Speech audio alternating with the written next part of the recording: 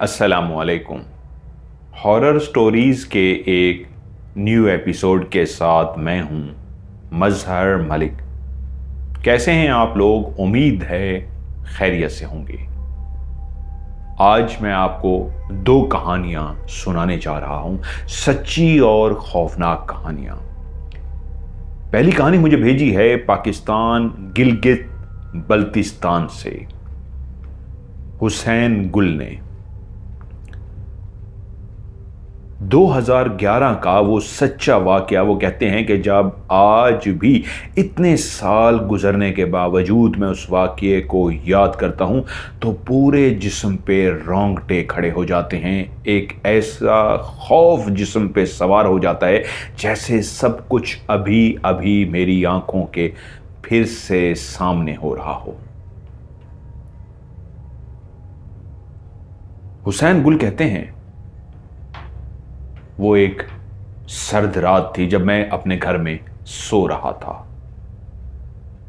ये पाकिस्तान का इलाका गिलगित बल्तिस्तान एक ऐसा हसीनो जमील सरसब्ज पहाड़ों से ढका हुआ इलाका है जो अपनी मिसाल आप है।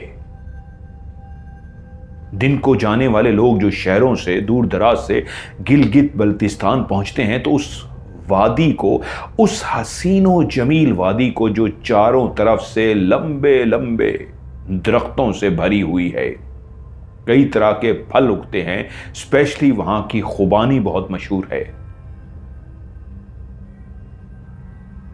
और उस खूबसूरत हसीनो जमील वादी जो एक जन्नत नज़ीर का मंजर पेश करती है, जैसे वो जन्नत जिसका हर इंसान ने अपने अपने मजहब के हवाले से सुन रखा है, इसी दुनिया पे ही बना दी गई हो।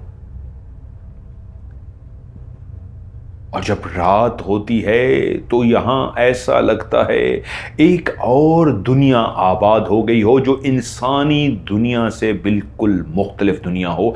शहरों से जाने वाले लोग अक्सर, जिसमें मैं भी शामिल हूं, जब रातों को निकल के किसी भी एक ऐसी पहाड़ की चोटी पर जाकर बैठ जाते हैं तो ऊपर दरख्त से गिरने वाला पत्ता भी जब जमीन पे आकर गिरता है तो उसकी आवाज ऐसे महसूस होती है जैसे कोई है जो आपसे बात करना चाहता है और आपको मुखातिब करने के लिए उसने उस दरख्त के ऊपर से एक पत्ते को तोड़कर नीचे फर्श पर डाला है।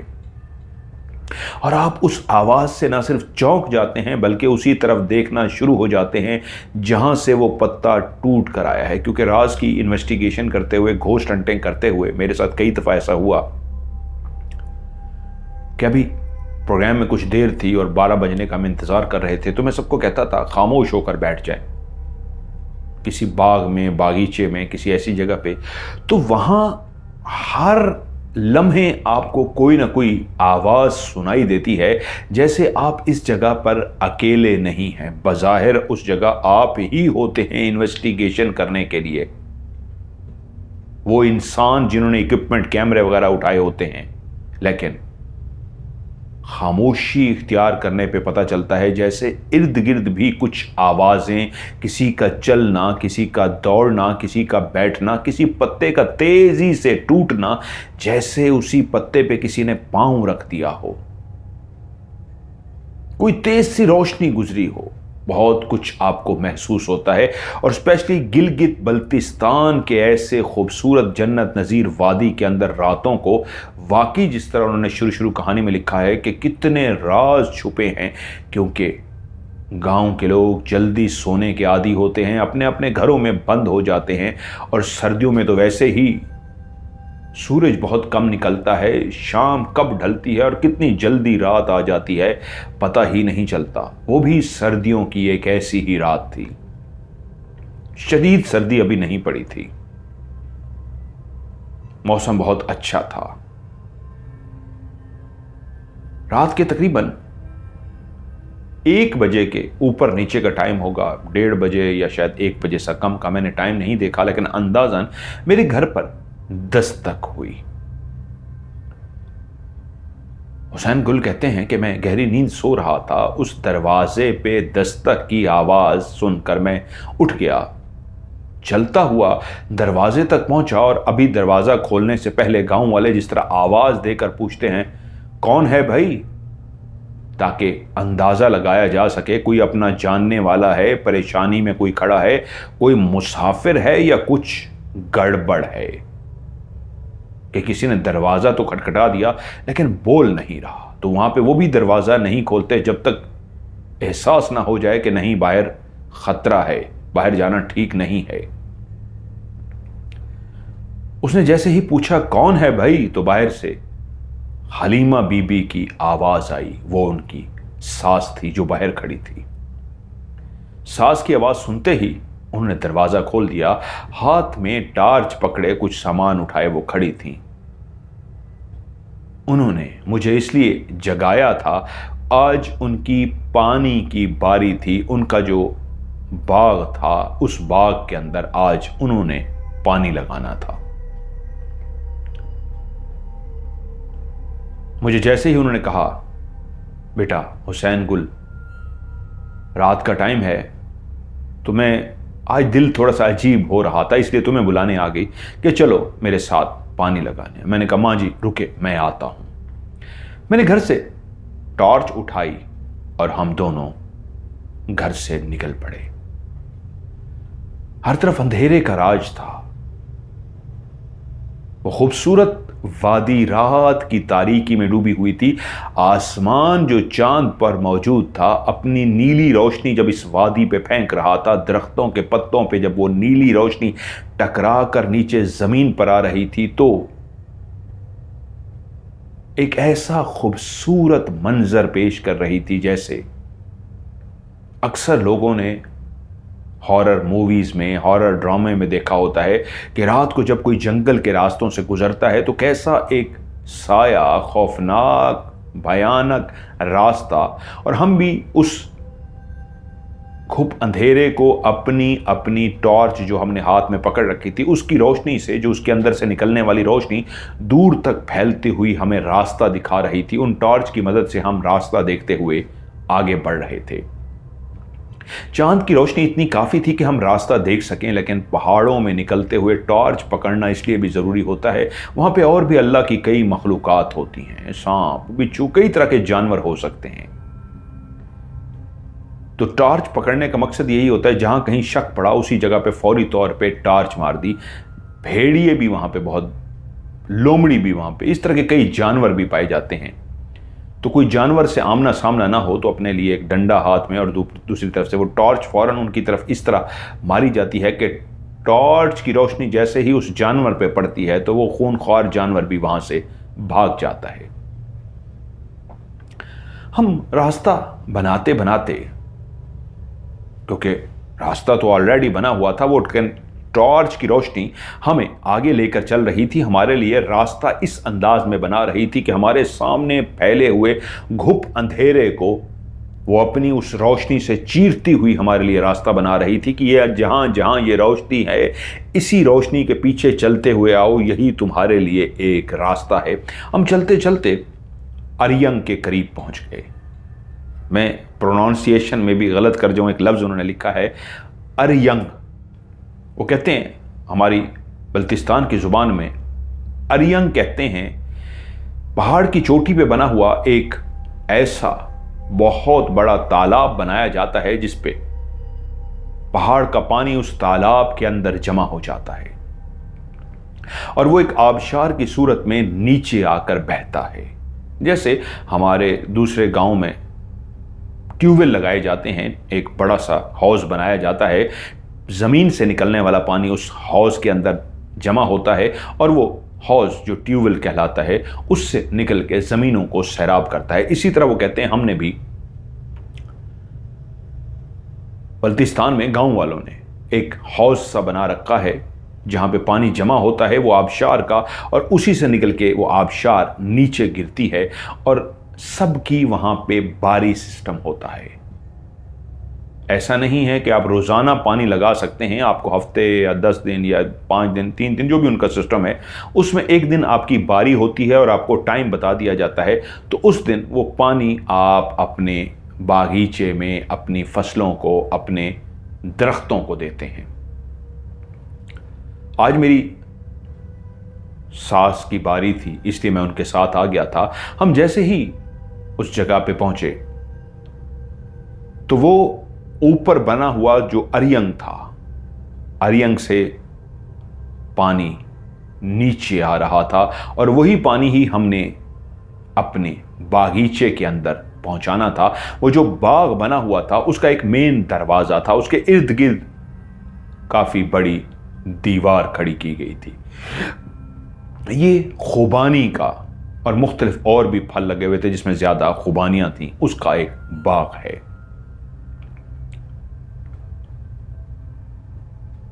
और वो कहते हैं जैसे ही हम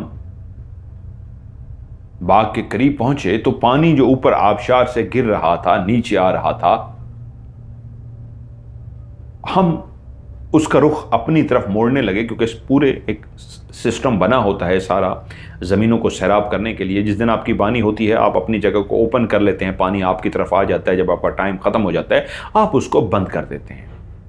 बहुत सारे लोग कहेंगे कि जी हमें ऑलरेडी पता है, लेकिन कुछ लोगों को पता नहीं होता, तो उनके लिए मैं एक्सप्लेन करता हूं। पानी, वो कहते हैं हम खोलने ही लगे कि एकदम से पता लगा पीछे से पानी आना बंद हो गया। अलिफ रे योए नून गाफ, तो इसको मैं अरियंग ही पढ़ रहा हूं। और जिस तरह हुसैन गुल भाई आपने कहानी लिख के उर्दू में भेजी है, ऐसी परफेक्ट अगर कोई मुझे कहानी भेजे तो मुझे कहानी सुनते हुए 2-2 घंटे टाइम लगता है याद करना, क्योंकि लोगों को लिखने का अपना एक स्टाइल होता है। लेकिन आपने जितना परफेक्ट अंदाज में कहानी लिखी, उसका टाइटल लिखा और नाम लिखे, एक एक चीज़ लिखी, मज़ा आ गया। बेहतरीन अंदाज में इन्होंने कहानी भेजी है लिखकर। बाकी भी लोग भेजते हैं कहानियां, लेकिन वो जो दूसरी कहानी मैं सुनाने जा रहा हूं उन्होंने पहले ही कह दिया इसको आप अपने लफ्ज़ों में बना लें, तो उसको मुझे काफ़ी मेहनत करनी पड़ती है अपने लफ्ज़ों में बना के। ये कहानी मैं अपने लफ्ज़ों में नहीं बना रहा, जैसी उसने भेजी एज इट इज़ सुनाने जा रहा हूं। वो कहते हैं अरियंग में पानी रुक गया था। क्या था, तालाब में तो पानी भरा होता है, लेकिन बाज़-औक़ात क्या होता है, किसी की बारी होती है, वो पानी इस्तेमाल करने के बाद ऊपर अरियंग के अंदर इस तरह का पत्थर या कोई चीज़ फंसा देते हैं कि पानी रुक सा जाए। अब पानी रुक सा गया तो मेरी सासू माँ बोली, मेरे ख्याल में कोई मसला आ रहा है, चलो हम चलते हैं, वैसे भी रात के अब 2 बजने लगे हैं, कि वापस चलते हैं, पानी में ही मसला आ रहा है। तो मैंने सासू माँ को कहा कि मैं नींद से भी जागा हूँ, इतनी दूर आपके साथ आया भी इसलिए हूँ कि हम बाग को सैराब कर सके, पानी लगा सकें, तो इस तरह वापस जाना ठीक तो नहीं होगा, आए ऊपर चलते हैं। क्योंकि उस बाग के साथ काफ़ी ऊंचा वो जो पहाड़ बना हुआ था, उसी पहाड़ के ऊपर से वो आबशार नीचे गिर रही थी और उसी के ऊपर ही अरियंग बना हुआ था। तो मैंने सास से कहा ऊपर अरियंग पे ही चलते हैं। वो ख्वाहिश का इजहार कर रही थी कि वापस चलते हैं। मैं उनको लेकर पहाड़ के उस हिस्से की तरफ जाना शुरू हो गया जहां ऊपर चढ़ते चढ़ते हमें पहाड़ के ऊपर पहुंच जाना था और उस बने हुए हौज के अंदर देखना था कोई चीज फंस तो नहीं गई। मेरे कहने पे मेरी सास मेरे साथ चल पड़ी और हम दोनों चलते चलते पहाड़ के उस हिस्से में पहुंच गए। वहां पे पानी तो था, पानी खत्म नहीं हुआ था। हाँ, जब मैंने गौर किया, टार्च की रोशनी मारी, देखा तो अरियंग का वो हिस्सा जो नीचे आबशार की तरह बहता हुआ जमीन पर आता था, उस हिस्से को जैसे बंद कर दिया गया हो। मैंने इधर उधर देखा, वहां पे कोई भी इंसान नहीं था। मुझे हैरत हुई, जब वहां इंसान की मौजूदगी नहीं है तो ये कैसे बंद हो सकता है। ये तो ऐसे लग रहा था जैसे उसको बाकायदा बंद किया गया हो। मुझे तो काम से मकसद था। मैंने उस पत्थर को हटा दिया, जो भी उसके आगे था सामान सारा हटा दिया और वो आबशार यूं फिर से नीचे बहना शुरू हो गई। मैंने कहा देखें काम हो गया, चलें हम पानी लगाते हैं। अब हम एहतियात के साथ नीचे उतर रहे। रात के उस लम्हे टॉर्च की रोशनी में, जैसे मैंने शुरू में कहा, टॉर्च हमारे लिए रास्ता बना रही थी और उसी रोशनी को जो टॉर्च से निकल रही थी फॉलो करते करते हम नीचे पहुंच गए। उस बड़े से आबशार का पानी जो नीचे गिर रहा था, उस बड़े से पहाड़ से उतर के हम नीचे पहुंचे ही थे, वहां पे एक अजीबो गरीब काम हुआ। जैसे किसी ने बहुत ज्यादा पत्थर इकट्ठे किए हों और एक बहुत बड़े बर्तन में बहुत ज्यादा पत्थर इकट्ठे करके उसी अरियंग वाले हिस्से से जो ऊपर ऊंचाई की तरफ था, जहां से वो आबशार नीचे बह रही थी, उसी जगह से किसी ने बेइंतहा पत्थर इकट्ठे करके इतनी जोर से नीचे फेंके कि वो पत्थर हमारे इर्द गिर्द आकर गिरे तो हम दोनों की खौफ के मारे हालत अजीब हो गई। हैरत की बात यह थी, एक भी पत्थर उनमें से हमें लगा नहीं था, वरना जिस अंदाज में वो पत्थर फेंके गए थे, कोई एक पत्थर भी हमारे सरों में लग जाता, हमारा सर फट जाता। और रात के इस पहर इतने, मतलब बहुत छोटे कंकरियां नहीं, बड़े बड़े पत्थर किससे हो सकता है? अगर कोई इंसान फेंकना चाहे तो एक हाथ में 5-6 पकड़ लेगा, एक हाथ में 5-6 पकड़ लेगा, और उसको दूर फेंकने के भी बहुत जोर लगाना पड़ेगा। इकट्ठे आप इतने पत्थर नहीं फेंक सकते। दूर पत्थर को फेंकना हो ऊंचाई से तो आपको 1-2 ही पत्थर फेंके जा सकते हैं। वो बैक वक्त इतने पत्थरों का फेंका जाना हैरान कुन था। और इर्द गिर्द गिर रहे हैं हमारे करीब करीब, हम अपनी जगह पे साकेत होके खड़े हो गए हैं पत्थरों को इस तरह गिरते देख के कि लग ना जाए, लेकिन हमें एक भी नहीं लगा। लेकिन मैं डर गया कि यार ये क्या हुआ है, ऊपर तो कोई इंसान नहीं था, फिर ये इतने ज्यादा किसने पत्थर फेंके हैं? 1-2 नहीं, कई पत्थर हैं, जैसे इकट्ठे करके फेंके गए हों। और अगर कोई इंसान ये हरकत करना चाहे तो वहां पे 5-6 इंसानों का मौजूद होना जरूरी है, और वो 5-6 इंसान बड़े बड़े पत्थर हाथों में उठा के इकट्ठे फेंकें और हमारे ऊपर भी आके गिरे और एक भी ना लगे, कैसे पॉसिबल है? मेरी सासू माँ इस बात को समझ तो गई थी कि ये किसी इंसान का नहीं, किसी और मखलूक का काम है, लेकिन मुझे हौसला देने के लिए बोली, और डरो नहीं, लगता है ऊपर कोई लोमड़ी वगैरह होगी, कोई जानवर होंगे, इकट्ठे भागे होंगे, उनके पैरों से ये पत्थर निकले और हमारे ऊपर आ गए हैं। मेरे चेहरे पे उस खौफ को उन्होंने शायद पहचान लिया था। मुझे कहती हैं, चलो आओ बस हम अंदर पानी लगाते हैं। हम उस दरवाजे के सामने पहुंचे, जो बाग का बड़ा सा दरवाजा था, तो एकदम दरवाजा खोलते ही जिस चीज ने हमारा इस्तकबाल किया वो एक खास किस्म की बू थी। और हैरत की बात यह थी, रात के उस पहर वो बू कैसे आ सकती है? खुबानी के अंदर जो बीज होता है उसको निकाल के, वो कहते हैं उसको तेल निकाला जाता है, और उसका तेल निकालने के बाद वो जो उसकी गिरी होती है खुबानी के अंदर वाली, गिटक जिसको बोलते हैं, उसका तेल निकालते हैं वो लोग। और तेल निकालने के बाद जो मटेरियल बचता है उसका भी एक प्रोसेस होता है, सर्दियों में जानवरों को गर्म रखने के लिए वो इस्तेमाल होता है, और उसके अंदर उसको पानी में उबाला जाता है तो उसकी बहुत गंदी बू आती है, दूर दूर तक फैलती है। वैसी ही वो बू हमारे बाग के दरवाज़ा खोलते ही, वो अजीबो गरीब सी बू ने हमारा इस्तकबाल किया। था तो खुबानी का मौसम, ना इस मौसम में कोई करता है, कोई भी ऐसे आसार नहीं थे कि कोई वो बना रहा होगा या रात के इस पहर पका रहा होगा। वो प्रोसीजर किया भी जाता है, वो तो दिन की रोशनी में किया जाता है, 2-3 बजे दिन को, 12-1 बजे। रात को तो 2 बजे कोई नहीं करता, क्योंकि पहाड़ों में बसने वाले लोग रातों को सिर्फ आराम करते हैं, किसी की नींद में खलल नहीं डालते। तो उस तेज बू ने जैसे ही हमारा इस्तकबाल किया, मैं अजीब सा हो गया, मुझे बहुत अजीब सा लगा। मैंने कहा यार ये इस वक्त उस तेज बू का आना दरवाजा खोलते ही कुछ अजीब है। मैंने फौरी तौर पे कुरानी आयात पढ़नी शुरू कर दी दिल ही दिल में। अब पानी हम खोल चुके हैं, पानी बाग के अंदर दाखिल हो चुका है, और मुख्तलिफ खुबानी के जो दरख्त हैं उनकी क्यारियां बनी होती हैं, और उन क्यारियों की तरफ पानी जा रहा है। दाखिल होते ही वहां पे एक जो शुरू में एक खुबानी का दरख्त था, उस तक पानी नहीं पहुंचता था, या उस वक्त शायद नहीं पहुंच रहा था। तो उनकी सासू माँ ने कहा कि मैं बाल्टी से पानी भर के इस खुबानी के दरख्त को पानी दे देती हूँ। वो कहते हैं मैं एक साथ वाले दरख्त पे टेक लगा के ऐसे बैठ सा गया। उन्होंने बाल्टी उठाई, कुछ मिनट हो गए थे, पानी शानी गुजर रहा था। उन्होंने बाल्टी में पानी भरा और बाल्टी भर के वो जैसे ही उस खुबानी के दरख्त के करीब गई तो उनकी आंखों ने वहां पे क्या मंजर देखा कि एकदम से वो बहादुर खातून, वो मेरी सास, वो मेरी सासू मां, जो अक्सर अकेली वहां पे आती थी रात को पानी लगाने के लिए, आज मुझे लेकर आई थी। उसने इतनी जोर से चीख मारी जैसे उसका कलेजा बाहर निकल आया हो। खौफ के मारे वो बेहोश हो जाएगी, जैसे इंसान थर थर कांपता है और ऐसी चीज को देख लेता है कि वो मरते मरते बचता हो या मरते मरते बेहोश होते होते बचा हो। वो ऐसी दर्दनाक खौफनाक उनकी चीख थी कि बाल्टी उनके हाथ से गिर गई और उन्होंने इतनी जोर से उस चीज को देख के छलांग मारा कि वो मेरी मां उड़ती हुई मेरे ऊपर आके गिरी और मैं अपने तवाज़ुन को संभाल ना सका और हम दोनों लुढ़कते हुए उस जगह से नीचे, एक और जगह बनी हुई थी हमारे उस बाग की, थोड़ी सी नीचे थी, वो गीली थी, पानी लग चुका था शुक्र है उसके ऊपर। हम दोनों धड़म से उसके अंदर जा गिरे। अंदर कीचड़ ही कीचड़ था और हम दोनों कीचड़ में लथपथ हो गए।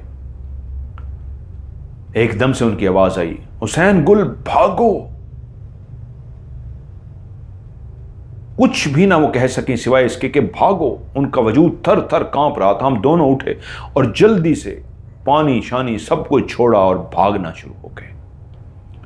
हम भागते भागते बाहर आ गए और काफी दूर आ गए। उसके बाद अब थक चुके थे, सांस चढ़ गया था, भाग रहे थे।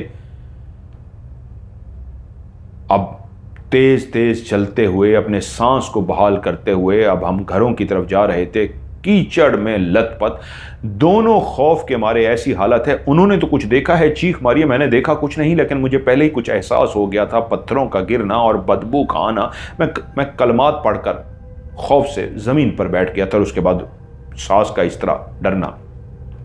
मैंने उनको उनके घर छोड़ा और मैं अपने घर पहुंचा, कपड़े तब्दील किए। नींद कहां आनी थी, खौफ के मारे लेट गया। जब सुबह हुई तो मेरी सास डर के मारे उनको बुखार हो गया और उसके बाद वो फौरी तौर पे अपने बच्चों के पास स्कर्दू चली गई। अब जब अगली बारी फिर उनकी आई पानी लगाने की, पानी तो लगाना होता है, अगर आपका पानी मिस हो गया तो आपके खुबानी के जो बागात हैं और भी काफी जो दरख्त हैं वो तो सारे नुकसान हो जाता है। पहाड़ों में रहने वाले लोगों की भी ऐसी ही जिंदगी होती है, चाहे जो कुछ भी हो जाए आपको वो काम करना ही करना है। सो वो स्कर्दू से वापस आ गई।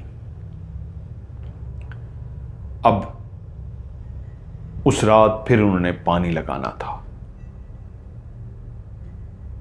किसी भी गांव के लोगों को ना मैंने उस वाकये का जिक्र किया और मुझे भी जब वो अपने घर में दाखिल होने लगी थी उस रात जब हम भागते हुए आए थे, एक जुमला उन्होंने कहा था, इस बात का किसी से जिक्र ना करना वरना ये ना हो हम दोनों को नुकसान पहुंच जाए। और मैंने भी उनकी बात को ना सिर्फ समझ लिया बल्कि मान भी लिया कि ठीक है, वो ठीक कह रही हैं, बुजुर्ग हैं, मां हैं, सास हैं। उस रात उनका पानी का था और रात के तकरीबन 9, साढ़े 9 बजे के टाइम या 8 बजे का टाइम होगा। अभी रात गहरी नहीं हुई थी। वो एक अपने रिश्तेदार के घर जा रही थी, काफी फासलों पे बने हुए घर होते हैं।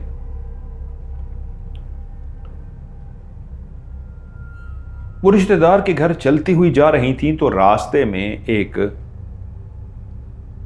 नाला सा गुजरता है पानी का, आबशार जिस तरह होती है गिरती है उस तरह नाले से बन जाते हैं, पानी वहां पे बहता है। उसके करीब वो जैसे ही पहुंची तो बिल्कुल ही सामने किसी का नया घर बन रहा था। वहां पे सरिये, रॉड, ईंटें, सारा सामान वहां पे पड़ा हुआ था। वो चलती हुई उस पानी के जैसे ही करीब पहुंची हैं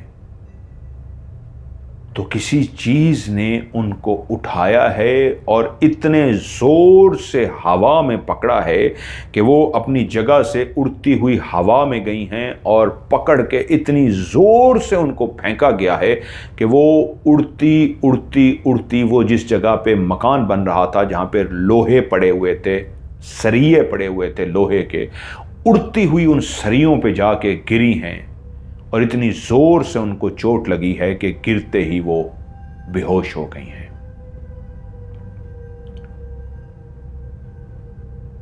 2 घंटे तक वहां पे बेहोश पड़ी रही हैं। जब 2 घंटे बाद उठी हैं तो जख्मी वजूद इतना ज्यादा हो सकता था कि इतनी ताकत और सकत नहीं थी कि उठ के खड़ी हो सकें।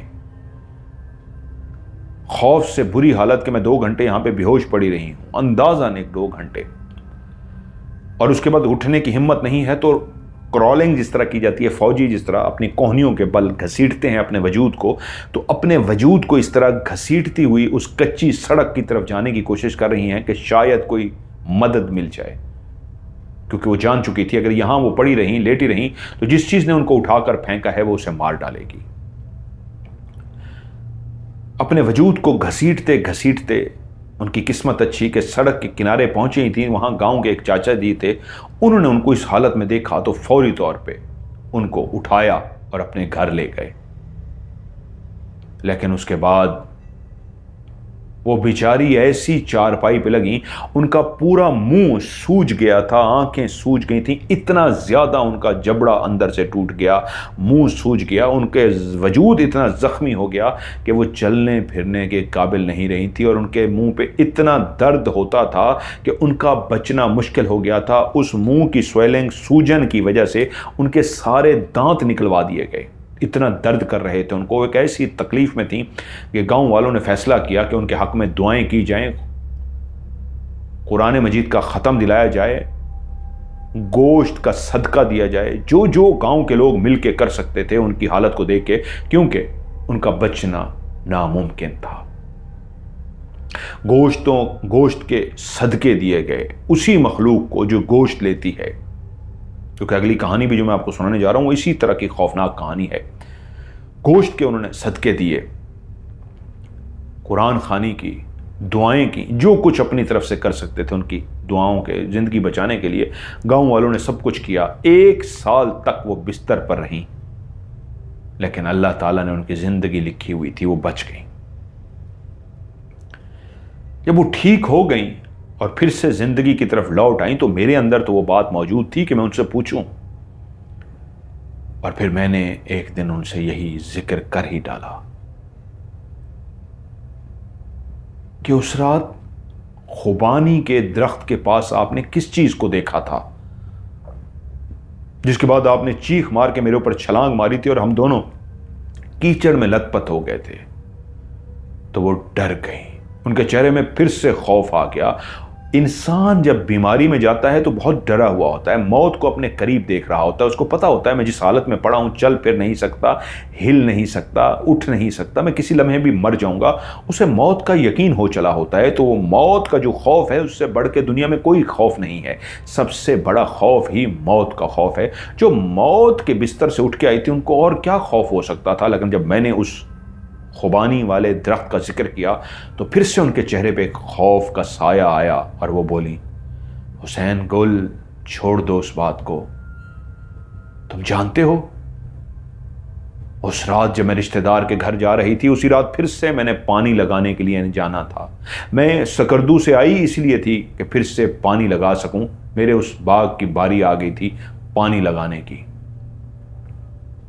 इसके बावजूद मैंने उस चीज को देख लिया था और पानी लगाने के लिए जब आ गई तो जानते हो क्या हुआ?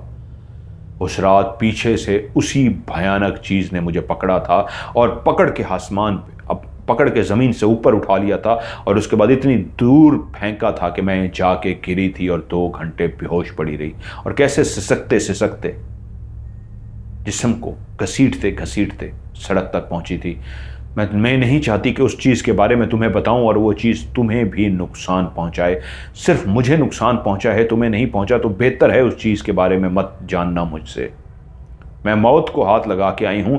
उस 1 साल में बिस्तर पे पड़े पड़े कितनी रातें थी जो मैं लगता था कि आज मेरी ज़िंदगी का आखिरी दिन है, आज मेरी ज़िंदगी की आखिरी रात है। मौत का खौफ भयानक होता है, लेकिन उस चीज़ को याद करके उससे भी ज़्यादा खौफजदा हो जाती हूँ। बहुत भयानक थी।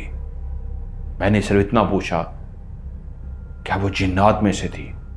उनकी आंखें एकदम से ऐसे चमकी जैसे फिर से वजूद ने खौफ के मारे करंट लिया हो और सिर्फ गर्दन हिला सकी जैसे कह रही हों, वह इंसानों से नहीं, उसे जिन्नात में से थे। और मैं भी आज उसी रात को याद करता हूं, जिस तरह वो गिरी थी तो मेरे भी रोंगटे खड़े हो जाते हैं। उस बू का आना, उन पत्थरों का फेंका जाना, क्योंकि मेरी सासू मां ने मुझे कह दिया था ऊपर अरियंग को जिसने बंद किया था वो कोई इंसान नहीं था। जिसने पत्थर फेंके थे वो कोई इंसान नहीं था, ये वही था जो खुबानी के दरख्त के पास था, वही था जिसने मुझे उठा के फेंका। और हुसैन गुल कहते हैं आज भी वो साया, मैं उसको क्या नाम दूं क्योंकि मैं उसको देख नहीं सका, वो आज भी हमारे गिलगित बल्तिस्तान के उस अरियंग पे वो पुरस्रार साया आज भी भटकता है, आज भी फिरता है। वो खत्म नहीं हुआ। वो उस अरियंग के पास आज भी किसी न किसी को जरूर अपना आप महसूस कराता है, दिखाई नहीं देता। ये कहानी मुझे भेजी थी हुसैन गुल ने। और दूसरी कहानी जो मैं सुनाने जा रहा हूं वो मुझे भेजी है, मेरा नाम याकूब है, मैं हैदराबाद इंडिया से हूं। कहते हैं पहला वाकया मेरा दोस्त आमिर जो एक जॉब करता है, प्राइवेट जॉब, ये उसके साथ पेश आया। उसकी ड्यूटी रात को खत्म होती थी, फिक्स टाइमिंग नहीं थी, कभी काम करते हुए लेट हो जाते थे, कभी और जब छुट्टी हो जाती तो एक ऑफिस की वैन 3-4 लड़कों को उठाती और उनके घरों तक छोड़ देती थी। बाजुकात अगर कोई फारिग हो गया है, अक्सर नाइट शिफ्ट में काम करने वालों के लिए जो गाड़ी होती है वो इंतज़ार करती है कि बाकी भी अपनी ड्यूटी से फारिग हो जाएं तो इकट्ठे सबको ड्रॉप कर दिया जाए, तो उनके घरों तक उनको ड्रॉप करके आती है। हम लोग भी जब टीवी की लाइफ में रिकॉर्डिंग करते थे और रात हो जाती थी तो गाड़ी हम सबको लेके आती थी, ड्राइवर सबको घरों में एक एक करके ड्रॉप करता था। राज की रिकॉर्डिंग में तो स्पेशली ऐसे होता था। उस रात ऑफिस के लोग जमा हुए, छुट्टी का टाइम हो गया था, ड्राइवर इंतजार कर रहा था और सब गाड़ी के अंदर बैठ गए। मेरा दोस्त आमिर जिसके साथ ये वाकया पेश आया वो भी गाड़ी के अंदर सवार हो गया, लेकिन उस रात उसे बहुत शदीद नींद आ रही थी, वो थका हुआ था। गाड़ी में बैठते ही उसकी आंखें बंद होना शुरू हो गई। जानता था ड्राइवर मेरे घर को जानता है, जैसे ही मेरे घर के करीब ड्राइवर पहुंचेगा वो मुझे उतार देगा। जिस जगह पे उसका घर था, जहां पे वो रोड पे उतरता था, तो वहां से उसको फिर पैदल चल के जाना पड़ता था। उसके घर के रास्ते में ही काफी झाड़ियां आती थी, एक वीरान सा रास्ता आता, काफी झाड़ियां आती, उससे गुजर के वो अपने घर पहुंचता, जहां पे वो अकेला अपार्टमेंट लिया होगा, कोई कमरा लिया होगा, वहां पे वो अकेला रहता था। बहुत सारे लोग जो गांव से नौकरी की गर्ज से इस तरह आते हैं तो इस तरह एक कमरा लेके अकेले रहते हैं, और यकीनन वो कमरे शहर में तो नहीं, दूर दराज थोड़े से मिलते हैं, इसलिए जरा सस्ते मिल जाते हैं। जैसे ही वो स्टॉप आया, ड्राइवर ने गाड़ी रोक दी और आवाज दी, आमिर साहब उतर जाएं, आपका घर आ गया। वो नींद की सी हालत में नीचे उतरा, आंखें उसकी बंद हो रही थी। वो गाड़ी से जैसे ही उतरा तो वो अपने घर की तरफ रवाना हो गया।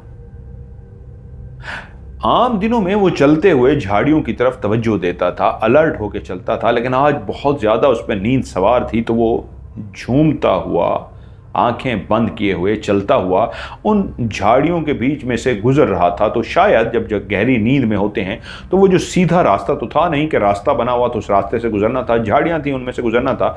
तो जब नींद किसी हालत में होते हैं तो कभी चलते चलते आप लेफ्ट साइड पे ही चलना शुरू हो जाते हैं, फिर एकदम आंखें खुलती आ रही, ये कहाँ आ गया, फिर वापस आप अपने ट्रैक की तरफ आते हैं। उसकी भी उस रात ऐसी ही हालत थी। वो चलते चलते चलते सीधा जाने की बजाय नींद की वजह से थोड़ा सा उल्टी साइड पे जाना शुरू हो गया। वो चलते चलते चलते जैसे ही उसने फिर से आंख खोली, नींद आ रही थी, एक सोई और जागी कैफियत होती है, और उसने जैसे ही आंख खोली और आंख खोलने की वजह थी उसके पांव के नीचे कोई ऐसी चीज आई थी जो इंतहाई नर्म और मुलायम थी, और उस चीज के ऊपर जैसे ही उसने एक पांव रखा था उस एहसास ने उसे झटका दिया और उसने देखा वो एक दरख्त के पास आ गया है, और दरख्त के पास यानी वो सीधा जाने के बजाय उल्टा यानी चल तो रहा था लेकिन वो उल्टा चलता रहा, लेफ्ट साइड की तरफ जाता रहा, दरख्त के करीब पहुंच गया और उसी दरख्त के नीचे वो जो चीज़ भी पड़ी थी उस पर उसने पाँव रख दिया था। उसकी आंख खुली और उसने जैसे नीचे आंख खोल कर देखा तो नीचे एक काला स्याह नाग पड़ा था, जिसके ऊपर उसने इतनी जोर से पांव रख दिया था। वो बहुत बड़ा नहीं था, साइज में छोटा था, लेकिन उसके ऊपर उसने इतनी जोर से पांव रख दिया था कि इस नाग के ऊपर, सांप के ऊपर पांव जैसे ही उसने देखा उसकी नींद ही उड़ गई, क्योंकि वो लेफ्ट साइड पे चलते चलते दरख्त की तरफ आ गया था। और जैसे ही उसने सांप को देखा तो इंसान की तो नींद ही गायब हो जाती है। उसने सांप के महसूस करते ही एकदम से छलांग मारी और दौड़ना शुरू कर दिया। नींद तो उसकी गायब हो चुकी थी। दौड़ते दौड़ते वो अपने कमरे तक पहुंच गया, लेकिन एक हैरत अंगेज बात हुई थी। जैसे ही उसका पांव उस सांप पे पड़ा था तो उसकी आंख खुली और उसने नीचे देखा सांप है, और उसी वक्त जब उसने छलांग मारी, छलांग लगाते ही यानी सांप के ऊपर पांव है और दूसरा पांव जमीन पर, और जैसे एहसास हुआ कि पांव सांप पे है तो उसने छलांग मारते हुए नीचे सांप की तरफ ही देखा था। और हैरत अंगेज बात यह थी, उसी लम्हे ही वो सांप गायब हो गया था। यानी उसके छलांग लगाते ही सांप गायब हो गया और वो दौड़ना शुरू हो गया, बस उसने पीछे मुड़ के नहीं देखा। कमरे में चला गया। अब नींद तो उड़ चुकी थी, लेकिन इंसान है, कांटों पे भी नींद आ जाती है, उसे सोना तो था। खैर वो बिस्तर पर लेट गया। जैसे ही वो अपने बिस्तर पे गहरी नींद सोया, उसने एक ख्वाब देखा। उसने ख्वाब में देखा झाड़ियां ही झाड़ियां हैं और दरख्त ही दरख्त हैं। एक सांप इस अंदाज में लेटा हुआ है या पड़ा हुआ है कि कई सांप हैं जो उसके करीब आकर जमा हो गए हैं, और जितने भी सांप हैं उसके इर्द गिर्द इस तरह जमा होते जा रहे हैं। जितने भी सांपों को पता चल रहा है वो सब के सब उसके करीब आते जा रहे हैं। और जब सारे उस सांप के करीब आ गए तो उस सांप के अंदर हरकत नहीं है, वो हिल नहीं रहा, ऐसा लगता है जैसे मरा पड़ा हुआ है। तभी उसकी निगाह ऊपर दरख्त की तरफ जाती है तो क्या देखता है, दरख्त की हर टहनी के ऊपर सांप ही सांप लटका हुआ है। वो जो जमीन पे सांप बैठे हुए थे वो तो बहुत ज्यादा थे ही थे, लेकिन उससे भी ज्यादा दरख्त की हर टहनी पे, एक नहीं था, अगर एक टहनी थी तो उस टहनी पे समझे 10 सांप लटके हुए हैं।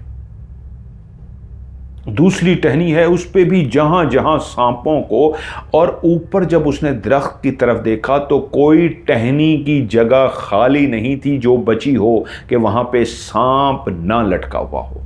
मिसाल के तौर पे एक लंबी सी टहनी है, उसकी जितनी भी जगह बनती है सब जगहों के ऊपर सांप ही सांप लटके हुए थे नीचे की तरफ। और उस पूरे दरख्त पे जब उसने उठाकर देखा तो पूरा दरख्त सांपों से भरा हुआ था।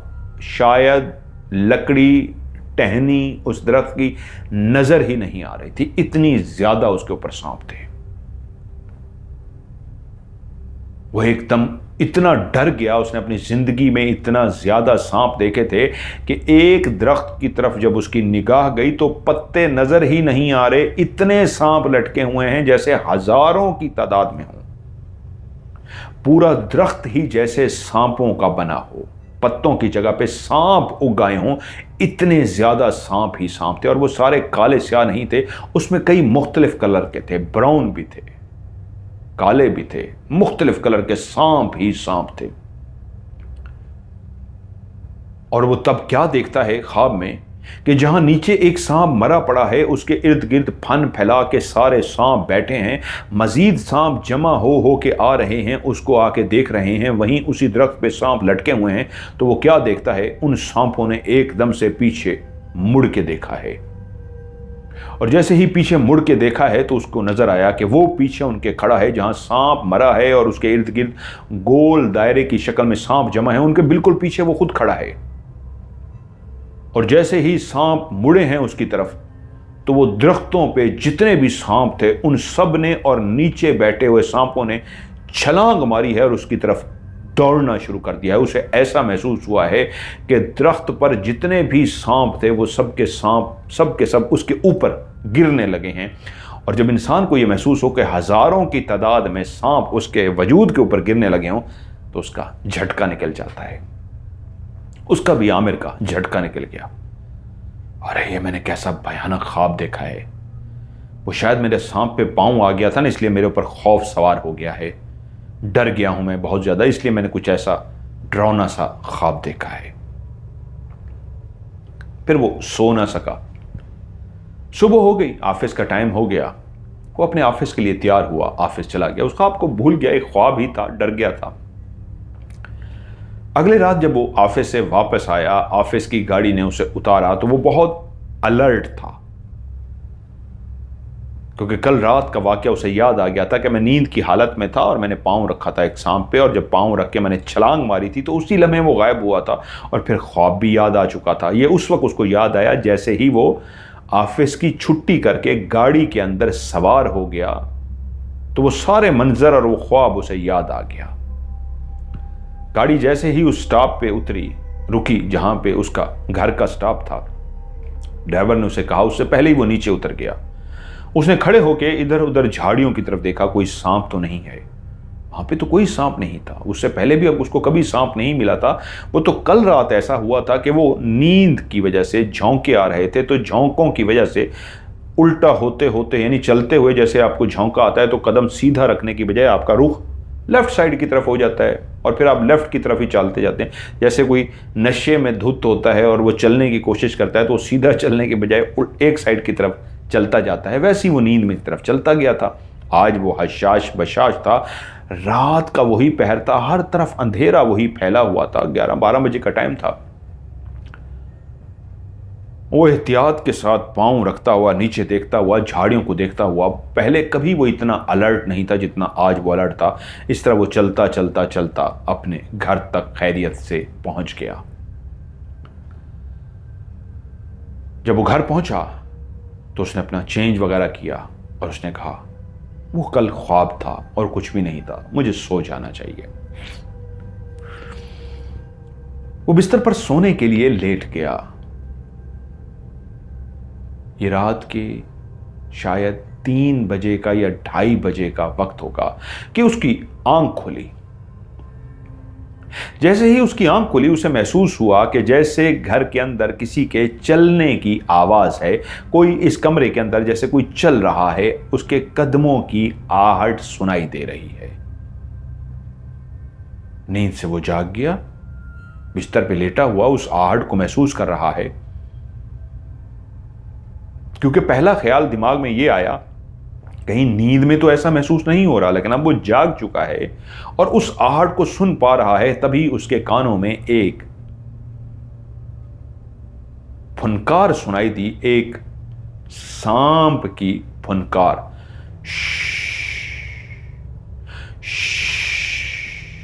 अब वो एकदम से अपने बिस्तर से उठकर बैठ गया। ये फुनकार क्लियर थी, उससे पहले ही वो डर गया था। चलने की कदमों की आवाज थी और फिर फुंकार जैसे ही उसकी सुनाई दी तो वो एकदम से डर कर उठकर बैठ गया। तभी उसने देखा एक काला स्याह नाग तेजी से उसके कमरे के दरवाजे के अंदर से दाखिल हुआ है, बाहर वाली साइड से अंदर दाखिल हुआ है और तेजी के साथ रेंगता हुआ चलता हुआ काला स्याह सांप बिल्कुल उसके सामने आया है। और उसके सामने आते ही, यानी बाहर से दरवाजे के जरिए, दरवाजा बंद है लेकिन उसके नीचे से, साइड से, अल्लाह बेहतर जाने कहां से दाखिल हो गया और तेजी से चलता हुआ वो बैठा हुआ है और देख रहा है कि सामने गया है। और सामने जैसे ही जमीन पे वो पहुंचा है उसके सामने, तो उसने अपना फन फैलाया है और इस तरह उठकर बैठ गया है। उसने फन फैलाया हुआ है और उसके मुंह से आवाज आ रही है, वो तर तर कांप रहा है, क्या करूं, ये तो सांप है, मुझे डस लेगा, उठूं या भागूं। अभी ये सोच ही रहा था कि उसने कहा मैं भागूं कि उसने देखा सांप ने रूप बदलना शुरू कर दिया।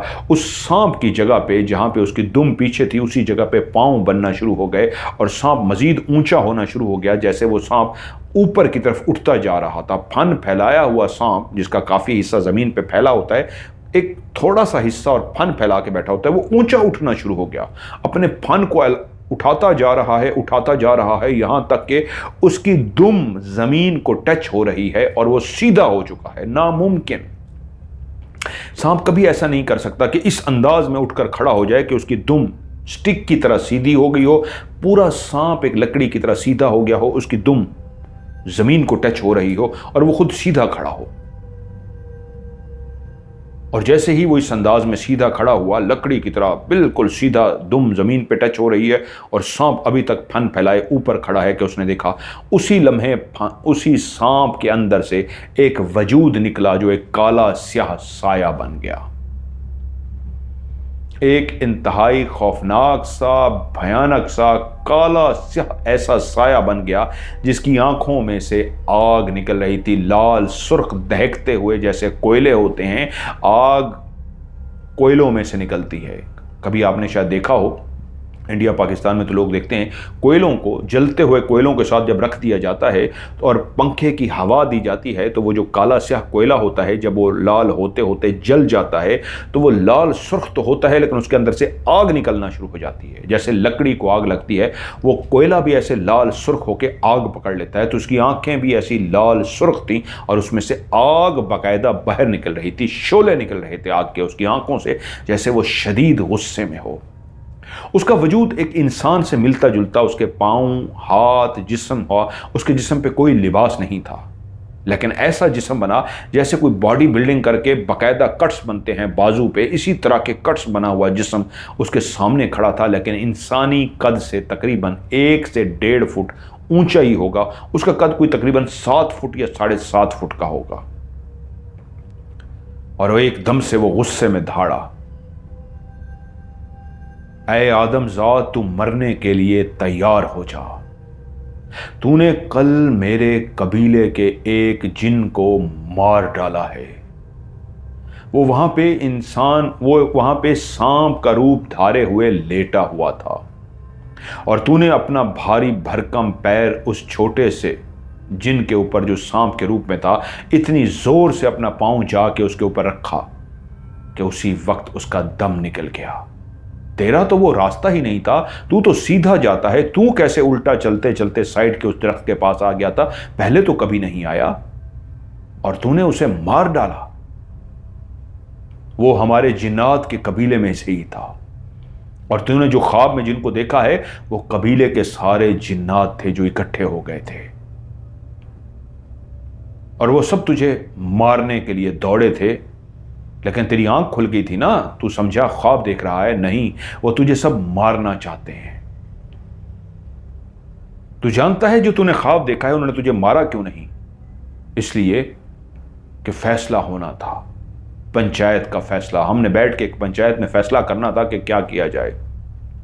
तो मुझे भेजा गया है कि मैं तुझे मार डालूं। जान का बदला जान होगी, तुझे मरना होगा। आमिर जो थर थर कांप रहा था सांप से, एक काले स्याह साए को जिसकी आंखों में से आग के शोले निकल रहे थे, जो अपने आप को एक जिन जाहिर करके बता रहा था, वो समझ चुका था ये जिन ही है, तभी सांप के रूप से वो जिन बना है। वो धड़कते दिल, कांपते वजूद और लड़खड़ाती आवाज से बोला, मुझे माफ कर दो। उससे बोला ही कहां जा रहा था खौफ के मारे, और वो बोला, मैं नींद में था और मैंने ऐसा जान के नहीं किया। हां, ये मेरी गलती है कि मैं नींद की वजह से चलते चलते लेफ्ट साइड की तरफ चला गया था, लेकिन मैंने ऐसा जान के तो नहीं किया। और मुझे क्या पता वो सांप है या जिन है। जैसे ही मेरा पांव पड़ा था मैंने छलांग मार दी थी, नीचे वो गायब हो गया था। मैं हाथ जोड़ता हूं, मुझे माफ कर दें, मुझे माफ कर दें। उसने कहा, नहीं, यही फैसला हुआ है, मौत के बदले मौत, तुझे मरना होगा। तो आमिर बोला, ऐसा भी तो होता है, इंसान जान के किसी को मारे तो उसको मौत के बदले मौत दी जाती है। अनजाने में किसी से कोई गलती हो जाए तो उसका कफारा अदा करने को तैयार होता है। मैं इसका कफारा अदा करने को तैयार हूं, मुझे माफ कर दो, मैंने जान के नहीं किया। मैं कसम उठाता हूं, मैंने जान के नहीं किया, मैं इसका कफारा देने को तैयार हूं। वो कुछ देर सोचता रहा, उसके बाद बोला, हां ठीक है, तुझे उसके बदले 5 बकरों की कुर्बानी करनी होगी और तुझे कल ही कल करना होगा। कल काले स्याह 5 बकरे खरीदने होंगे। उनका गोश्त गरीबों में बेशक बांट देना। उनकी सिरियां उसी जगह पे जहां तूने पांव रख के उसको मारा था, 5 सिरियां वहीं पे रख देना। वो जो 5 बकरे होंगे उनका काफी गोश्त जो गरीबों में बांटोगे, बाकी कुछ गोश्त उसी सिरियों के साथ उसी दरख्त के नीचे रख देना।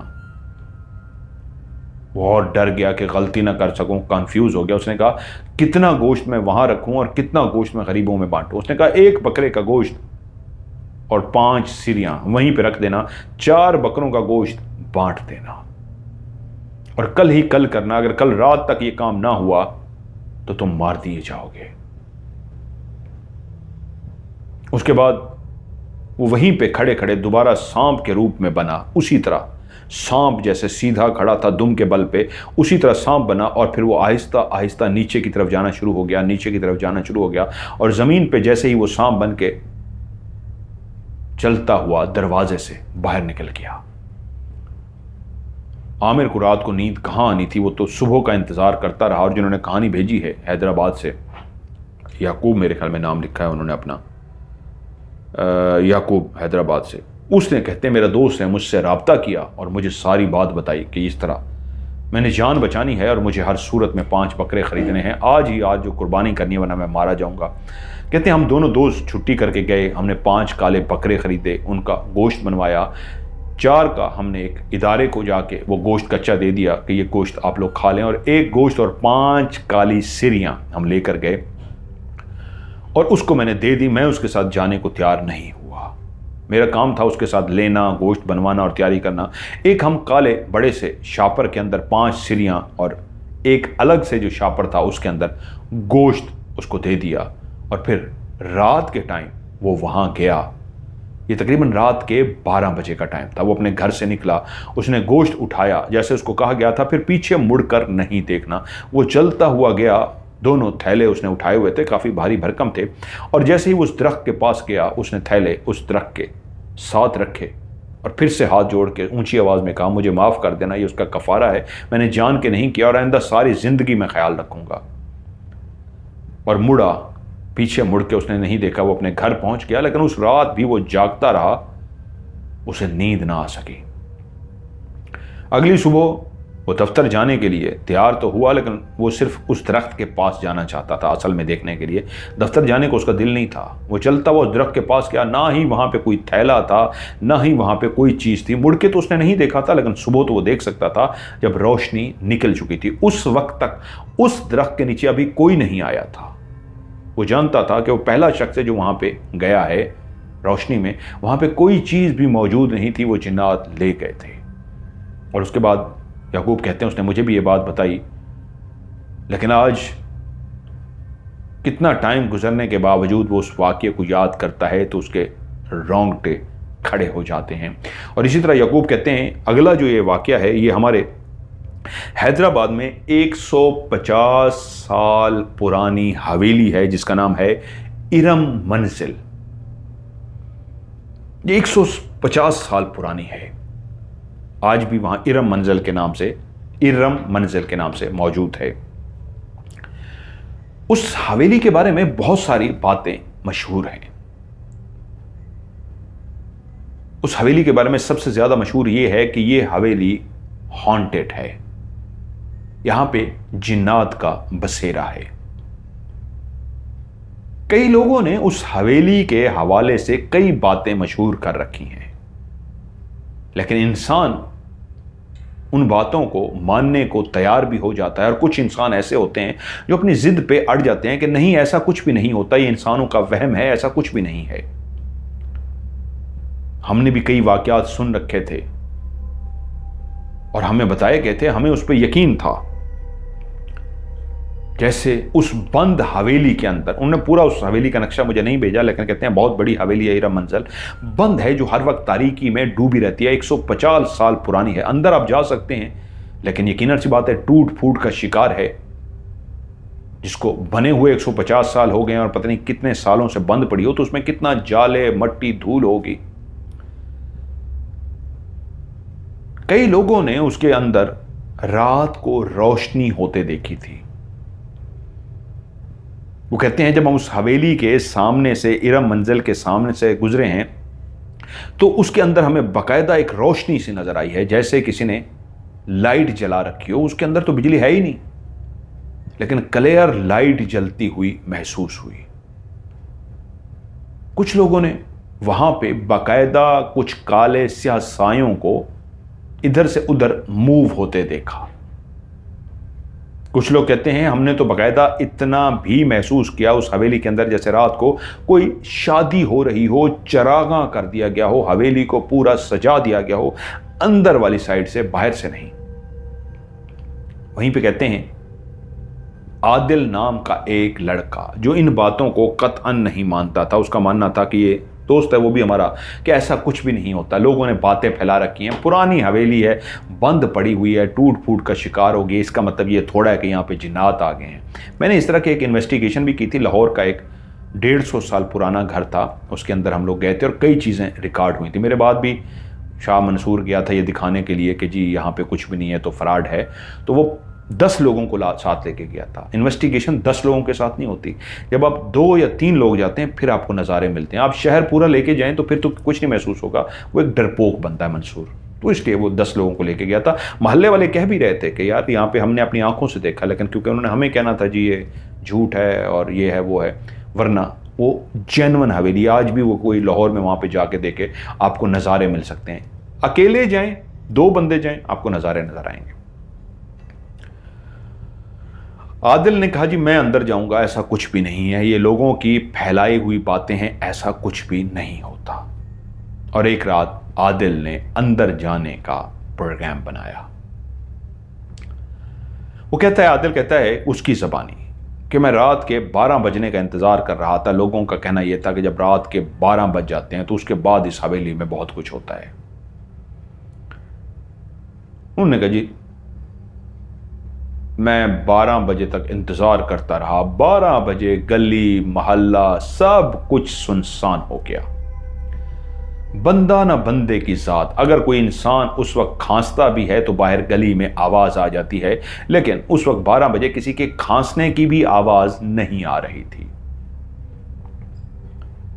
वो कहते हैं मैं अपने घर से निकला, 12 हो चुके थे। अब ये टाइम था जब जिन्नात के बारे में, इस तरह की मखलूक के बारे में मैंने सुन रखा था कि वो रातों को बाहर निकल आते हैं 12 बजे के बाद। तो आदिल चलता हुआ बाहर आया, हवेली के सामने आके खड़ा होकर उसने हवेली को देखा। वो हवेली अंधेरे में डूबी हुई थी, कोई लाइट अंदर नहीं जल रही थी, अंदर कोई साए नजर नहीं आ रहे थे, अंदर कोई आवाजें नहीं सुनाई दे रही थी। सब लोगों की फैलाई हुई बातें थी जो वो जानता था कि कुछ भी नहीं है, लोगों का खौफ और वहम है। वो खड़ा होकर कुछ लम्हे हवेली को बाहर से देखता रहा, क्या कोई अंदर हलचल है, क्या कोई अंदर एक्टिविटीज है। अंदर कुछ भी नहीं था। तब उसने फैसला किया अब मैं अंदर जाता हूं। वो टॉर्च हाथ में पकड़े हुए, घूप अंधेरा है, मैं जाऊंगा रात को, रास्ते तो नजर नहीं आ जाए, कोई चीज ही सांप भी छुपाऊं के नीचे ना आ जाए। टॉर्च उठाए हुए वो हवेली के अंदर दाखिल हुआ। अब वो उस बिल्डिंग के अंदर दाखिल हो चुका था जो उस टूटी फूटी हवेली का अंदरूनी हिस्सा था, जिसके बारे में लोगों ने कई बातें फैला रखी थी, वहम था। वो कहता है कि मैं टॉर्च उठा के जैसे ही अंदर दाखिल हुआ हूं तो एक पहली चीज जिसने मेरा रास्ता रोका वो जाले थे जो कई सालों से बने हुए थे। मैंने हाथों से जालों को हटाया और अपने आप से मुखातिब होकर कहा यार यहाँ पे जिन भूत फिरते तो ये जाले कहां से आते? वो फिरते इधर उधर आते जाते तो जाले ही वो तोड़ देते। मैंने जालों को हटाया, इधर उधर देखा, धूल मट्टी जाले हर तरफ थे। वो अंधेरे में डूबी हुई हवेली उस वक्त वाकई एक पुरस्रार लग रही थी। किसी भी कमजोर दिल इंसान के लिए वो उस लम्हे भयानक हवेली साबित हो सकती थी, लेकिन आदिल एक मजबूत दिल का बहादुर शख्स था, इसलिए उसे कुछ भी परवाह न हुई। हवेली की अंदर अब मजीद दाखिल होना चाह रहा था। एक शुरू वाले हिस्से के अंदर, पार्ट के अंदर जब वो दाखिल हुआ, उसने रोशनी मार के ऊपर छत की तरफ, दीवारों की तरफ, इधर उधर हर तरफ देखा। सब कुछ नॉर्मल था सिवाय खामोशी के, अंधेरे के। अंधेरा ही तो जिन है, उसका कहना था। अंधेरा ही तो इंसान को डराता है, खौफजदा करता है। वो इसी तरह टॉर्च मारते मारते थोड़ा सा और आगे बढ़ा। वो एहतियात के साथ कदम रख रहा था ताकि उसके कदमों की आहट भी पैदा ना हो, और अगर कोई एक्टिविटीज होती है वो उसको सुन सके, कोई आवाज आती है वो उसको जान सके, सुन सके। कुछ देर खड़ा रहा, रोशनी इधर उधर जलाता रहा, कोई आवाज नहीं, कुछ भी नहीं हुआ। उसने कहा सब नॉर्मल है, चलो आगे की तरफ चलते हैं। वो मजीद हवेली के कमरों वाली साइड की तरफ जाना शुरू हो गया। वो कहता है जब मैं अपना कदम रखता था जमीन पे, एक हल्की सी कदम की जो आवाज आती थी, उस हवेली के अंदर इतनी खामोशी थी कि मेरे कदमों की सरसराहट भी, जो मैं आहिस्ता आहिस्ता कदम रख रहा था, वो भी मुझे क्लियर महसूस हो रही थी। मेरी जगह पे कोई और होता बेइंतहा डर जाता, हो किसने पांव रखा है। मेरे अपने पांव थे, डरने की क्या जरूरत थी। ठक ठक ठक। वो हल्के हल्के कदम रखता हुआ आगे बढ़ रहा था। अब वो बिल्कुल दरमियान में पहुंच चुका था उस हवेली के।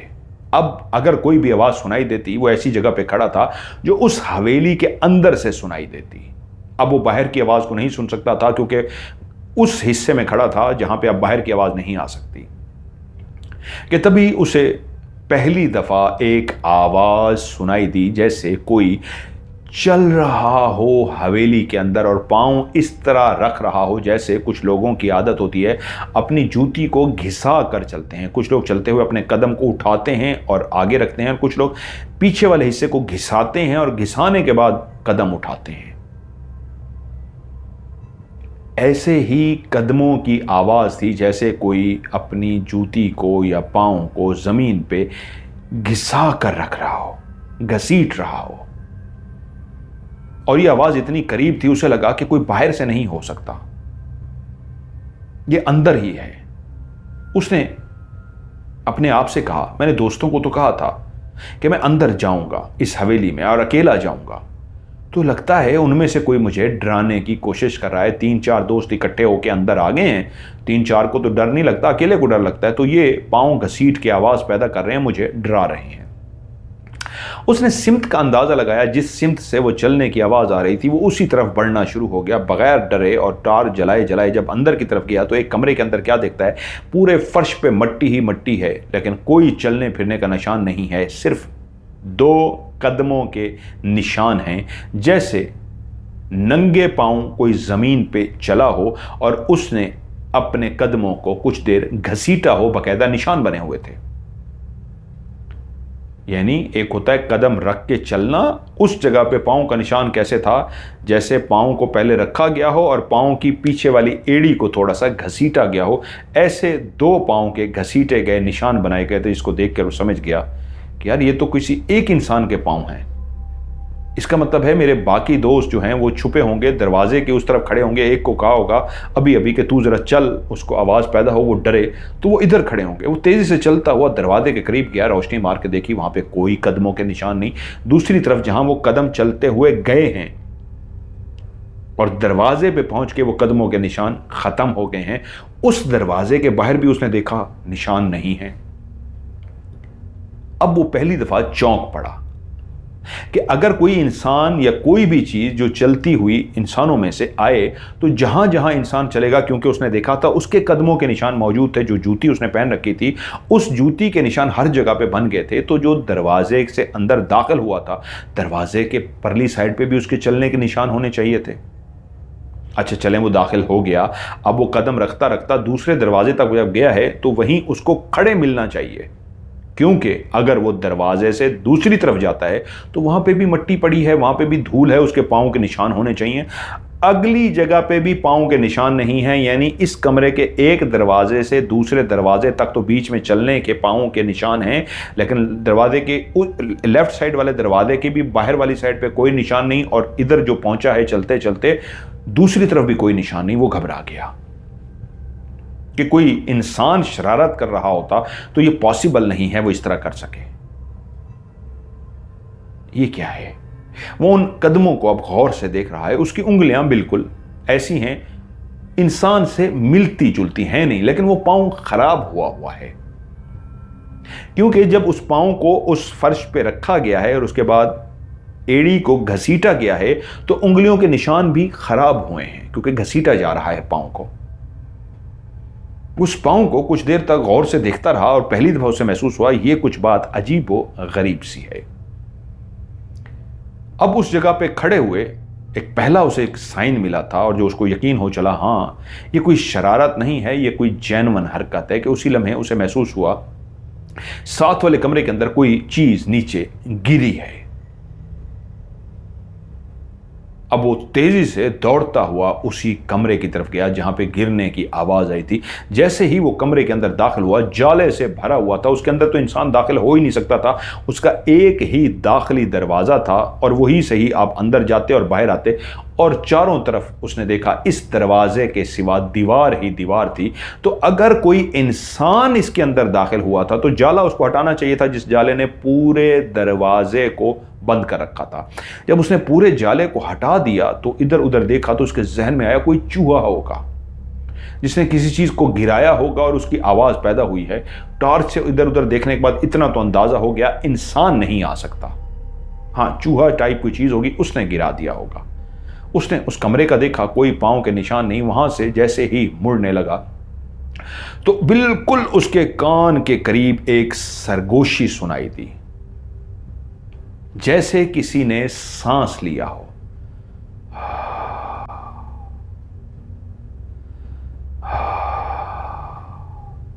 और ऐसे लंबे लंबे कोई सांस ले रहा हो। एकदम से चौंका, पीछे मुड़ के देखा, पीछे कोई भी नहीं था, लेकिन उसने दो सांसें क्लियर सुनी थी कान के बिल्कुल पास, जैसे किसी ने ऊंची सांस ली थी उसे सुनाने के लिए उसके कान के पास।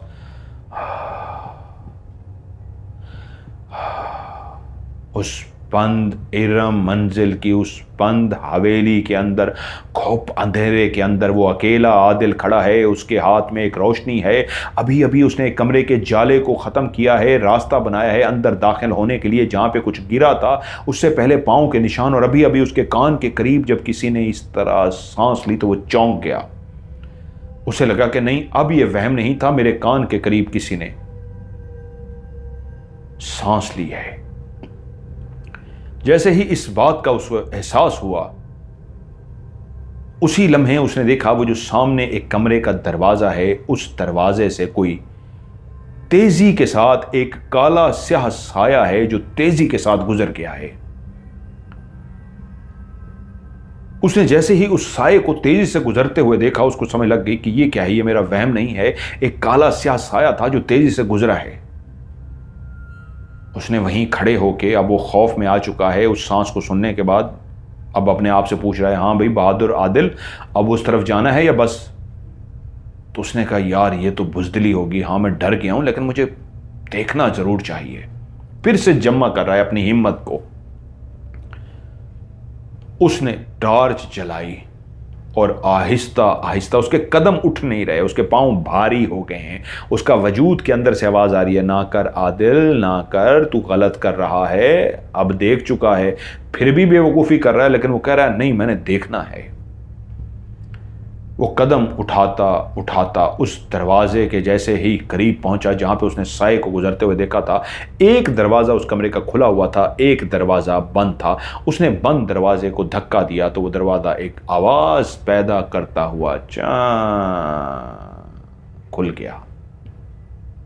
उसने सबसे पहले टॉर्च से फर्श पे रोशनी डाली कि जो साया था, इंसान था, कोई जिन था, भूत था, क्या उसके पाँव के निशान हैं? जिस जगह से उसने तेज से चलते हुए देखा था, नीचे कोई भी पाँव के निशान नहीं थे। उसने वहीं से खड़े खड़े देखा क्या कोई और खिड़की दरवाजा है? उस कमरे के अंदर कोई खिड़की दरवाजा नहीं था, सिर्फ वही जगह जहां वो खड़ा था वही दरवाजा था अंदर आने जाने के लिए। इसका मतलब है जो भी साया उसने देखा था वो सिर्फ इसी जगह पे था और कहीं नहीं था। अब उसके दिल ने कहा बस बहुत हो गई, अब भागो यहां से, या इससे ज्यादा देख के काम खराब ना हो जाए, निकलो यहां से। वो मुड़ने ही लगा है कि उसे बिल्कुल अभी मुड़ने के लिए उसने सोचा ही था कि उसे महसूस हुआ मेरे पीछे कोई खड़ा है। और जैसे ही इस बात का एहसास हुआ मेरे पीछे कोई खड़ा है, वो डर गया, मुड़ ना सका। अब उसी जगह पे खड़ा हुआ है। वो कहता है मेरा वजूद कांप रहा है और मुझे लग रहा है मेरे पीछे ही कोई खड़ा है, मैं मुड़ूंगा तो काम खराब हो जाएगा, मेरे अंदर इतनी हिम्मत ही नहीं है मैं पीछे मुड़ सकूं। लेकिन फिर भी मैंने डरते डरते डरते जैसे ही मुड़ा हूं तो वहां पे एक काला स्याह साया बिल्कुल मेरे पीछे खड़ा था, लाल सुर्ख आंखों के साथ, सर से वो गंजा था। उसका सर पीछे की तरफ जरा निकला हुआ था, जैसे एक गंजा किसी का सर हो और पीछे वाला हिस्सा पीछे निकला हुआ होता है, ऐसे उसका सर पीछे की तरफ निकला हुआ था काफी, जैसे खोपड़ी होती है इंसान की। जब खोपड़ी को आप गौर से देखें तो आगे वाले हिस्से में नाक, दांत इस तरह का नजर आता है और पीछे वाला हिस्सा किसी खोपड़ी का पीछे की तरफ ज्यादा होता है। तो ऐसे ही वो खोपड़ी नहीं थी, वो काला स्याह साया था, लेकिन उसका पीछे वाला हिस्सा काफी पीछे की तरफ था। उसकी आंखें लाल सुर्ख थी और वो बिल्कुल मेरे पीछे खड़ा था और उसी वक्त उसने अपने दांत मुझे दिखाए जैसे मुस्कुरा रहा हो। मुझे हिम्मत नहीं पड़ी। एक इंसान का किसी पीछे खड़े हुए एक जिन को इस अंदाज में देखना, उसकी तो जान निकल जाती है। कहता है मैंने जैसे इस तरह मुड़ा और उसको देखा तो बिल्कुल मेरे मुंह के सामने था, यानी उसका वजूद मैं नहीं देख सका, उसकी कद, उसका हाइट बिल्कुल मेरे मुंह के बराबर। उसका खड़ा होना मुझे पता लग गया था कोई खड़ा है, लेकिन मैं जैसे ही मुड़ा हूं तो मेरा मुंह और उसका मुंह आमने सामने, और आमने सामने मैंने उसकी लाल सुर्ख आंखें देखी और उसका चेहरा देखा, काला स्याह भयानक सा, और उसके होंठ नहीं थे, जैसे होंठों के बगैर उसके दांत बाहर निकले हों, और उसका सर का पीछे वाला हिस्सा था। बस मैंने इतना देखा है। कहता मेरी जान निकल गई, मैंने चीख मारी और बाहर की तरफ दौड़ा हूं।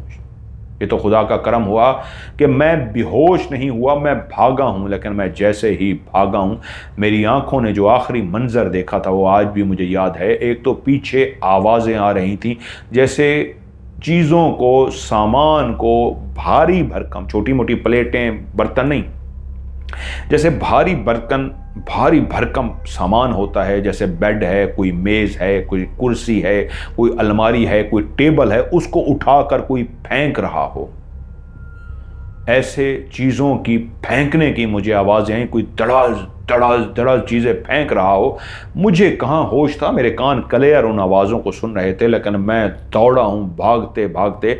मैं अभी बाहर निकलने के करीब ही था। जो आखिरी मंजर मेरी आंखों ने देखा, फर्श के ऊपर खून के निशान थे, जैसे किसी का पाँव खून के अंदर, यानी कहीं पे खून रखा हो और उस इंसान को कहा जाए वो अपने पाँव को उस बर्तन के अंदर खून से डिप करे और नीचे पाँव के हिस्से को, नीचे तलवे को, जो पाँव का नीचे वाला हिस्सा होता है, उसको खून लग जाए और वो अपना पाँव खून भरा ज़मीन पर रखेगा तो पाँव का निशान ज़मीन पर बन जाएगा जो खून का बना होगा। ऐसे ही नीचे बेइंतहा कमरे के अंदर जब मैं दौड़ रहा था, 2-3 नहीं, पूरे कमरे में खून के पाँव थे, जैसे पाँव के निशान बनाए गए थे, लेकिन वो सब के सब खून पे थे। और मैंने दीवारों पे जो आखिरी निगाह मारी थी डरते हुए, हो सकता है वो कहता मेरा वहम हो सकता है मैंने देखा हो, लेकिन मैं उस वक्त पागल हो चुका था। दीवारों पे हाथों के निशान थे जो खून से बनाए गए थे।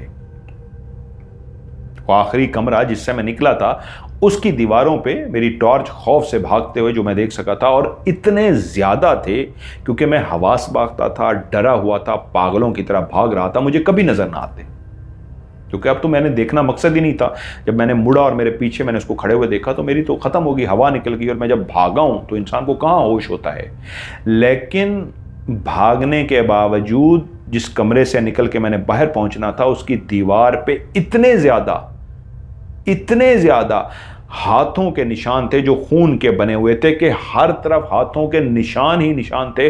ना चाहते हुए भी, कि मैं उधर देखना भी नहीं चाहता था, हवास भागता था, फिर भी मुझे नजर आ गए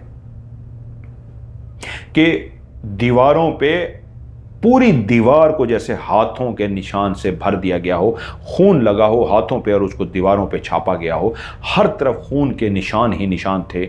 और वहीं जमीन पे भी मेरी जो निगाह पड़ी थी, हर तरफ पाँव के निशान थे जो खून से भरे हुए थे, यानी खून से भरे पाँव के साथ निशान लगाए गए थे मट्टी के ऊपर। इंसान अगर अपने पाँव को खून से डबो ले, नीचे वाले हिस्से को स्टैंप की तरह, और मट्टी के ऊपर रखे तो इतना क्लियर नजर नहीं आएंगे, क्योंकि मट्टी होगी, मट्टी के अंदर खून जज्ब हो जाएगा। लेकिन वो उस वक्त ऐसा लग रहा था जैसे पूरे उस फर्श को मट्टी से साफ कर दिया गया हो, और मट्टी से इसलिए साफ किया गया हो ताकि खून के वो जो निशान हैं, पाँव के निशान हैं, क्लियर मुझे दिखाई जा सकें। अब नीचे मुझे ऐसा लगता है मट्टी नहीं थी, सिर्फ खून के पाँव बनाए गए थे। और दीवार पे भी हाथों के निशान थे जो भरी हुई थी दीवारें। मैं जिस सिमत भी भागते हुए दौड़ते हुए, आप रास्ता तो देखने की कोशिश करते हैं ना, तो कैसे मेरी नीचे निगाह पड़ी, कैसे दीवारों पे पड़ी, मुझे नहीं पता, बस खून के निशान ही निशान थे। और मैं पागलों की तरह बाहर तो निकल आया, कैसे घर पहुंचा मुझे ये भी नहीं पता। टार्च कहां गिर गई मुझे ये होश तक भी नहीं है। अंदर गिर गई, गली में गिर गई, बाहर गिर गई, नाली में गिर गई, कहीं पे नहीं पता। बस मैं पागलों की तरह दौड़ता रहा। दौड़ते दौड़ते मैं बिस्तर तक कैसा मुझे नहीं पता, मैं गिरते ही बेहोश हो गया। ये भी मुझे कहता है, आदिल कहता है, याद नहीं है मैं बिस्तर तक पहुंच भी सका था, गली में बेहोश हो गया था, क्या हुआ था। सुबह मेरी आंख खुली है तो मैं अपने बिस्तर पर ही था, लेकिन तेज बुखार ने मुझे घेरा हुआ था, मैं बेहोश हो गया था। अगर मैं गली में गिरा था, कौन मुझे उठा के बिस्तर पर लाया है मुझे नहीं पता, या मैं खुद बिस्तर तक पहुंचा था, मुझे याद ही नहीं है। मैं इतना हवास बागता था, लेकिन मुझे सारे मंजर याद आ गए। वो आखिरी मंजर मुझे इतना याद था कि उन खून के पंजों के निशान, पाँव के खून के निशान देखते ही मैं उसके बाद निकला कैसे था बाहर, वो मुझे याद नहीं था। आखिरी मंजर वो खून के निशान थे जो मुझे याद थे। बाहर कैसे निकला मुझे कुछ याद नहीं, मैं बिस्तर तक पहुंचा मुझे कुछ याद नहीं। जब होश आया मुझे बुखार था, और 3-4 दिन तक मुझे बुखार रहा, और 1 से 2 हफ्ते में इतना खौफजदा रहा, घर से बाहर ना निकल सका, मेरी हालत खराब रही। और जब मैं आहिस्ता आहिस्ता रिकवर होना शुरू हो गया, बुखार तो खैर ठीक हो गया था, लेकिन वो जो दिमाग पे एक बेन था, खौफ था, बोल चाल मेरी बंद हो गई थी। मेरे वालदैन शदीद परेशान हो गए थे। वो मेरे लिए, मतलब जो वालदैन बेचारे पढ़ा हुआ पानी लेके आते हैं, वह जो कुछ भी है तो दम करवाने के लिए तवीज़ लेके आते हैं, जो कुछ वो अपने कर सकते हैं वो उसके लिए लाते रहे, उसे पानी पिलाते रहे, ये करते रहे, वो करते रहे, सारे टोटके करते रहे। जान चुके थे कि ये डर गया है, इसको बुखार है। नहीं, जान नहीं सके थे कि ये डर गया, वो ये समझ के कि इसको बुखार है बहुत ज़्यादा, इस वजह से ये है। तो वो बुखार का इलाज करते रहे, लेकिन उसके बाद भी मैं चुप कर बोला नहीं, लेटा रहता था। तो वही समझते थे तेज़ जो बुखार इसको 3-4 दिन रहा है उसका असर है, कमज़ोरी होगी, आहिस्ता आहिस्ता ठीक हो जाएगा। लेकिन मैं जानता था मेरे साथ क्या हुआ है। खैर आहिस्ता आहिस्ता आहिस्ता आहिस्ता मैं रिकवर होता गया, और मैं रिकवर हो गया। उसके बाद फिर मैंने अपनी पाकीज़गी रखी, इबादत की, और मैंने कहा अपने आप को कवर करना है। उसके बाद इतना हौसला हुआ कि मैं दोस्तों से मिल सकूं और बात कर सकूं। और वो ज़िंदगी का एक जो मेरा इमेज बन चुका था, नहीं जिन्नात नहीं होते, लोगों का वहम होता है, फिर उसे वो सारी बातें सच सुनाई दी। कहते हैं हम दोस्तों ने भी उसे बताया कि तू नहीं जानता, लोगों ने कहा है हमने यहाँ पे बर्तन गिरने की आवाज़ सुनी है।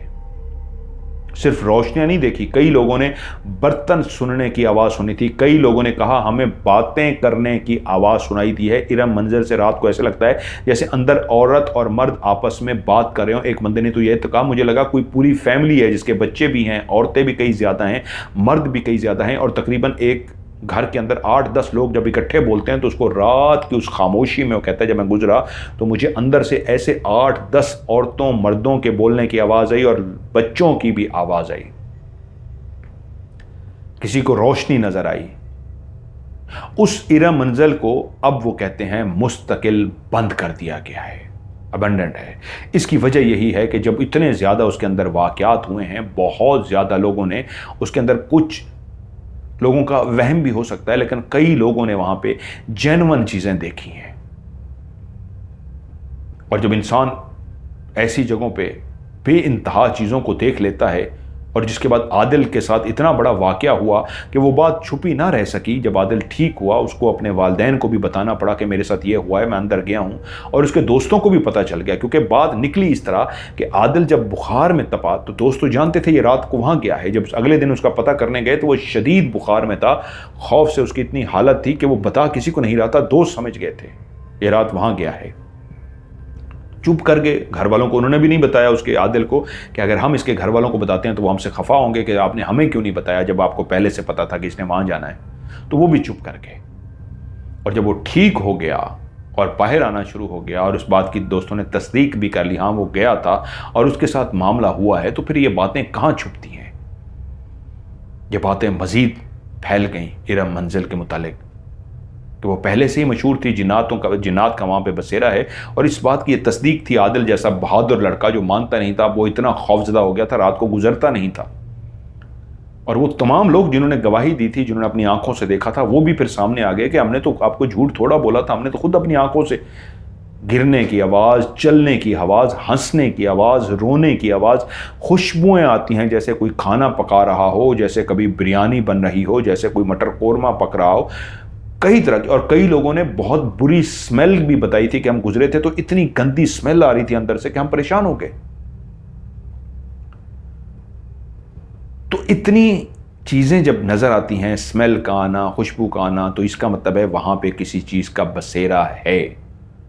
जैसे मैंने आपको अपनी इन्वेस्टिगेशन का बताया, जहाँ पे मैंने इन्वेस्टिगेशन की थी, कोई 150 साल पुरानी वो हवेली है, लगती भी है बहुत पुरानी। वहाँ पे कोई भी, आज मैं आपको कह रहा हूँ, मेरी वो मौजूद है एपिसोड, आप जाएं और रात को वहाँ पे आप 2 घंटे नहीं, आधा घंटा बैठेंगे, उसके अंदर आपको बहुत कुछ महसूस हो जाएगा।